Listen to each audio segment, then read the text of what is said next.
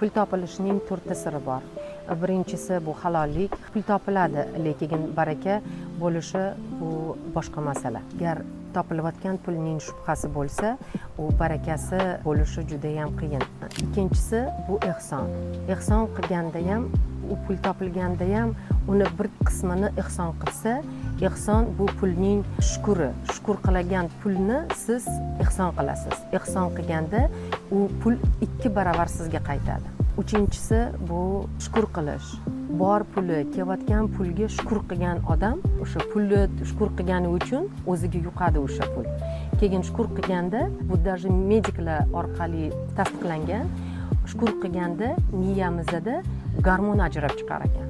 O'sha gormon sizni xursand qilar ekan. Agar siz shukr qilsangiz, topgan pulingizga, o'zingiz shu ishlatayotganingizga hammasiga baraka keladi. To'rtinchisi vaqtni tejash. Vaqt bu pul. Vaqtingizni agar tejab, vaqtingizni isrof qilmasdan ishlatsangiz, o'sha barakasi keladi. O'sha baraka vaqtda.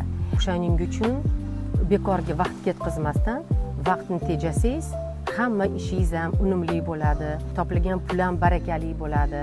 Vaqt bilan unumli foydalanish kerak.